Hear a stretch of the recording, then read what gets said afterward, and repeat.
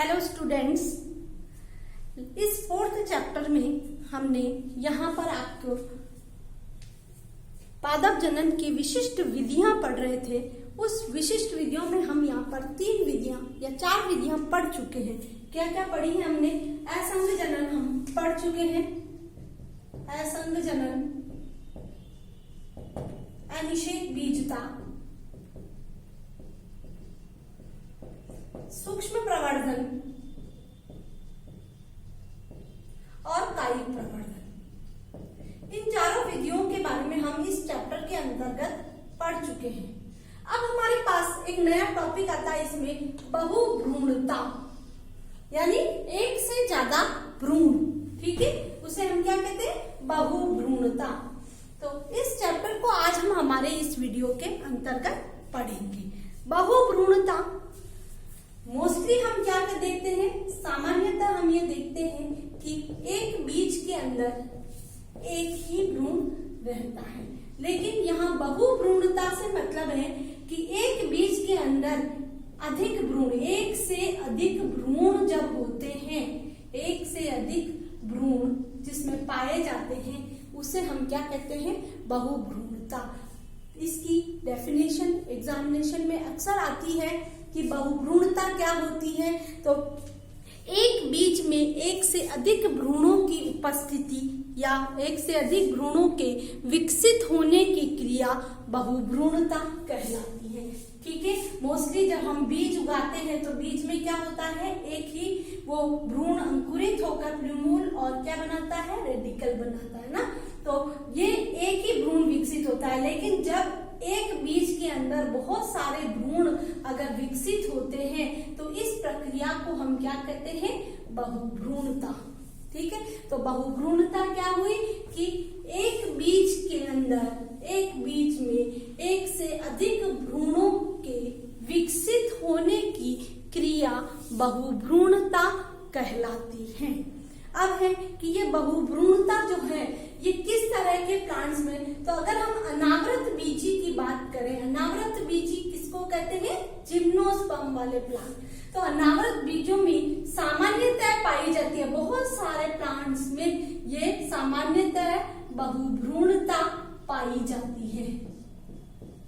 ठीक है, बहुभ्रूणता पाई जाती है। तो हम अनावृत बीजियों की जब बात करते हैं तो मोस्टली प्लांट जो होते हैं उनमें क्या पाया जाता है? बहुभ्रूणता एक सामान्य लक्षण है, बहुभ्रूणता पाई जाती है। लेकिन जब अपन एंजियोस्पर्मिक प्लांट की बात करते हैं, आवर्त बीजी पादपों की बात करते हैं, तो इनमें से केवल कुछ वंश ही है जहां पर ये बहुभ्रूणता पाई जाती है। ठीक है, तो कुछ वंशों में ही, आवर्त बीजी के कुछ वंशों में ही बहुभ्रूणता पाई जाती है। फिर नेक्स्ट आता है कि मोस्टली अगर हम देखें कि एक बीज के अंदर एक भ्रूण ही रहता है और उसी से नया प्लांट बनता है, नया पादप बनता है। तो मोस्टली क्या होता है कि एक भ्रूण से, अगर बीज के अंदर एक से अधिक भ्रूण है भी, एंजियोस्पर्मिक प्लांट की बात करें, एक से अधिक भ्रूण है भी, तो भी उनमें से जो एक भ्रूण है वो ही पादप का निर्माण करेगा, या वो ही क्या होगा? विकसित होगा। बाकी दूसरे जो भ्रूण है, दूसरे भ्रूण जो है वो क्या हो जाएंगे? नष्ट हो जाएंगे। किन्हीं कारणों से वो नष्ट हो जाएंगे। एक भ्रूण ही पादप का निर्माण करेगा। लेकिन एक एग्जाम्पल आपको बताती हूँ, और वो एग्जाम्पल आपको भी याद रखना है। वेंडा एक क्या है? अधिपादप है। इस अधिपादप में इसके बीज के अंदर एक से अधिक एम्ब्रियो पाए जाते हैं। इसके बीज के अंदर एक से अधिक एम्ब्रियो पाए जाते हैं, और ये एक से अधिक एम्ब्रियो ही सारे एम्ब्रियो क्या होते हैं? विकसित होते हैं। ठीक है, तो ये बीज और इससे ये दूसरा तीसरा इस तरह से प्लूमूल डेवलप होते हैं इस बीज से। तो यहाँ आपको नाम याद रखना है वेंडा के। वेंडा जो कि एक अधिपादप है, उसके अंदर एक से अधिक या बहुभ्रूणता पाई जाती है, जिसके बीज में उपस्थित सारे भ्रूण विकसित होते हैं। ठीक है, फिर आता है कि एक बीज में एक ही बहुभ्रूणता पाई जाती है, लेकिन कुछ एक ही पाया जाता है, लेकिन कुछ वंश ऐसे हैं जैसे नींबू, जामुन, है ना, नींबू, जामुन, और इसके अलावा प्याज, तंबाकू, इन सब में बहुभ्रूणता पाई जाती है। तो अभी तक हमने ये देखा बहुभ्रूणता एक बीज के अंदर जब एक से अधिक भ्रूण विकसित होते हैं तो हम उसे क्या कहते हैं, बहुभ्रूणता कहते हैं। मोस्टली अनावृत बीजी या जिम्नोस्पर्मिक प्लांट का ये जनरल कैरेक्टर है, सामान्य लक्षण है, लेकिन जो एंजियोस्पर्मिक प्लांट होते हैं, आवर्त बीजी जो पादप हैं, उनमें कुछ ही वंश ऐसे हैं जिनमें ये बहुभ्रूणता पाई जाती है, जैसे नींबू, जामुन, तंबाकू, प्याज और क्रोटेलेरिया, सनई वगैरह जो होती है, इनमें इस तरह में पाई जाती है। मोस्टली अगर बहुभ्रूणता की स्थिति है तो क्या होता है, अगर बीज में एक से ज्यादा भ्रूण है भी, तब जब वो जर्मिनेट होता है, अंकुरित होता है बीज, तो एक ही भ्रूण डेवलप होता है, एक ही भ्रूण से प्लांट डेवलप होता है, बाकी सारे भ्रूण क्या होते हैं, डिस्ट्रॉय हो जाते हैं या नष्ट हो जाते हैं। ठीक है, लेकिन एक एग्जाम्पल अभी मैंने बताया वेंडा का, जो कि एक अधिपादप है, तो उसमें बहुभ्रूणता पाई जाती है।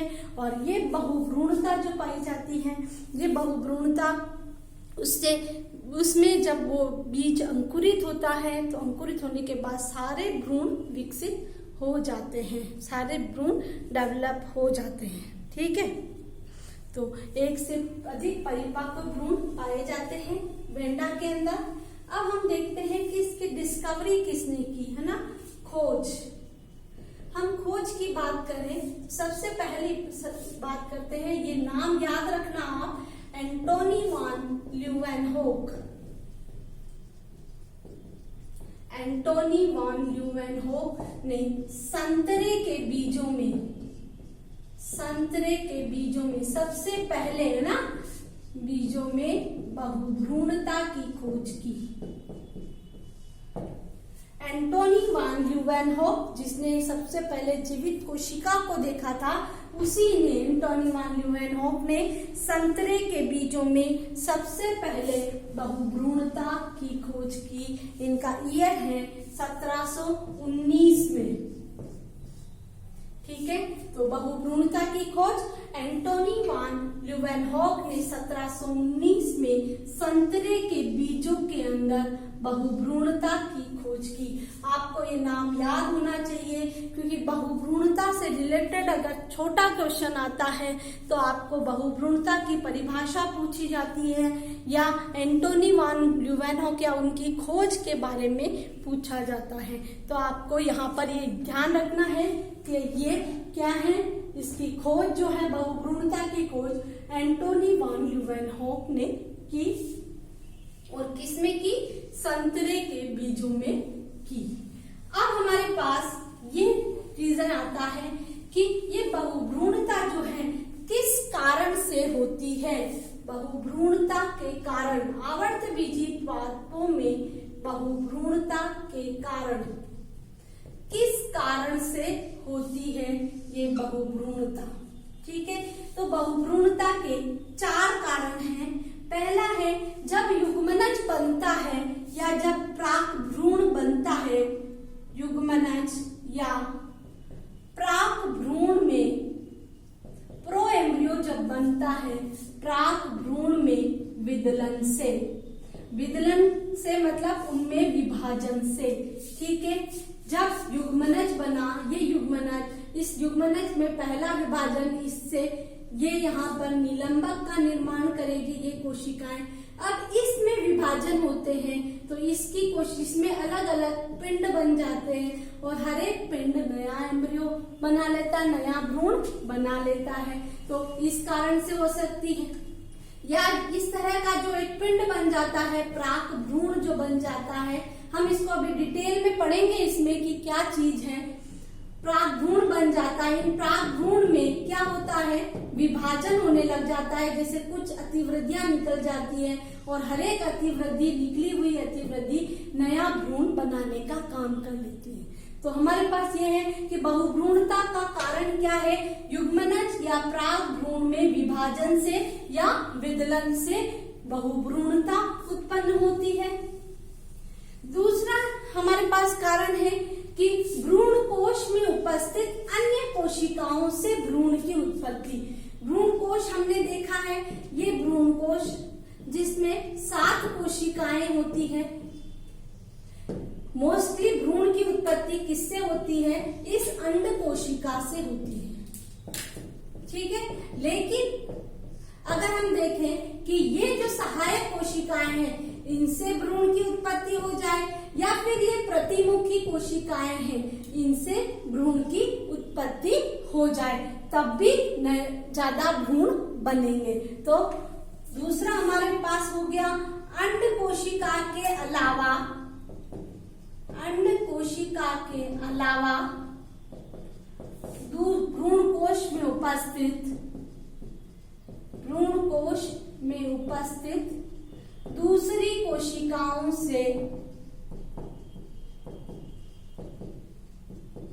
कोशिकाओं से भ्रूण की उत्पत्ति, ठीक है। फिर तीसरा हमारे पास है कि ये जो है, ये बीजांड है,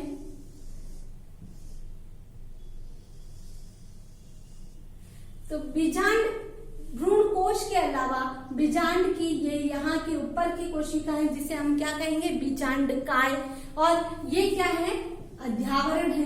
तो बीजांडकाय या अध्यावरण की किसी कोशिका से, तो उसे हम क्या, ये कोशिकाएं क्या कहलाती है, बीजाणुद्भिद कोशिका। तो लिख सकते हैं हम, बीजांड की अध्यावरण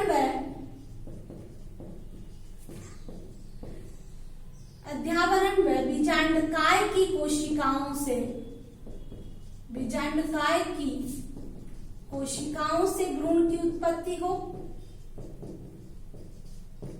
और लास्ट हमारे पास आता है कि एक बीजांड में एक ही भ्रूण कोश होता है, लेकिन अगर एक से ज्यादा भ्रूण कोश बन जाए तो ऐसी स्थिति में एक बीजांड के अंदर बहुत सारे भ्रूण कोश अगर बन जाएंगे, तो हर भ्रूण कोश की अंड कोशिका अगर संयोजित होगी तो बहुत सारे भ्रूण का निर्माण कर लेगी। तो चौथा हमारे पास रीजन आ गया, बीजांड में एक से अधिक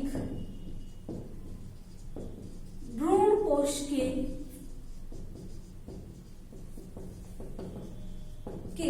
विकसित होने पर,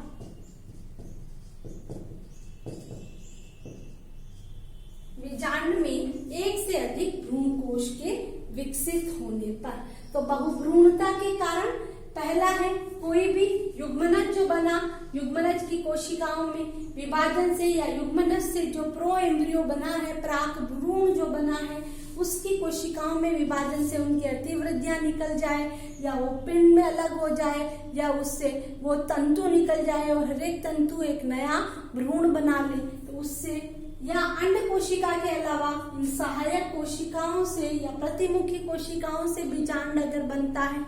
तो तीसरा है, बीजांड में इस भ्रूण कोश के अलावा ये बाहर की जो कोशिकाएं, जिसे अपन अध्यावरण और बीजांडकाय कहते हैं, वहां की कोशिकाएं अगर भ्रूण का निर्माण कर देती हैं, जिसको हम क्या कहेंगे, बीजाणुद्भिद कोशिकाएं, है ना, बीजाणुद्भिद कोशिकाएं अगर भ्रूण का निर्माण कर देती है।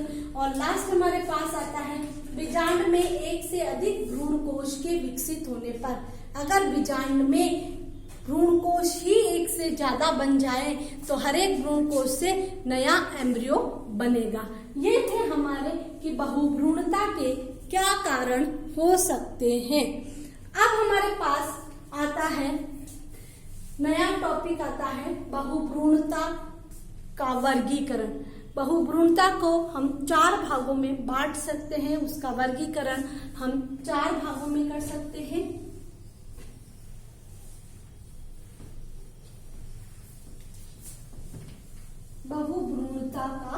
वर्गीकरण।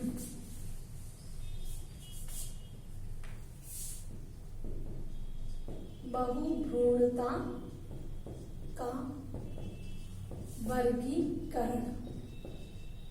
ठीक है, बहुभ्रूणता के वर्गीकरण को सर्वप्रथम ब्राउन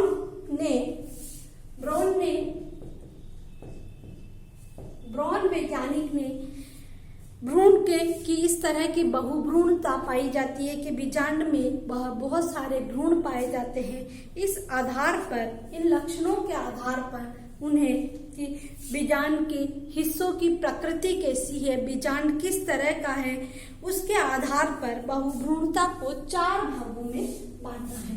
ये 4 भाग कौन से हैं? पहला, जो अपन ने अभी इसके कारण पढ़े हैं वो ही इसके 4 भाग हैं।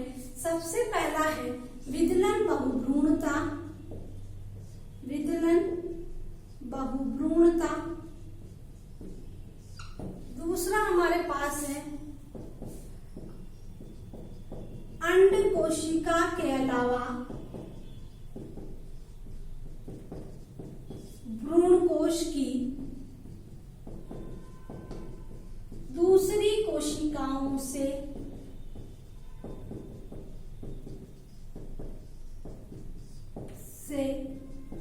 भ्रूण का विकसित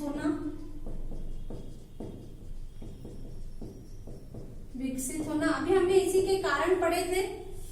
तीसरा हमारे पास है बीजांड के अध्यावरण या बीजांडकाय की कोशिकाओं से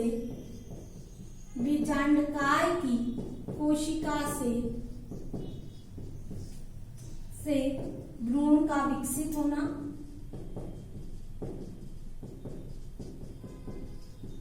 इसको हम क्या कहेंगे? अपस्थानिक भ्रूण भी कहेंगे। जो भ्रूण बनेगा, क्योंकि वो किससे बना है? भ्रूण कोश की बाहर की कोशिकाएं यानी बीजाणुत्पित कोशिका से बना है, इसीलिए हम इसे क्या कहेंगे? अपस्थानिक भ्रूण भी कहेंगे। और चौथा है एक से अधिक बीजांड में एक से अधिक भ्रूण कोश के विकसित होने पर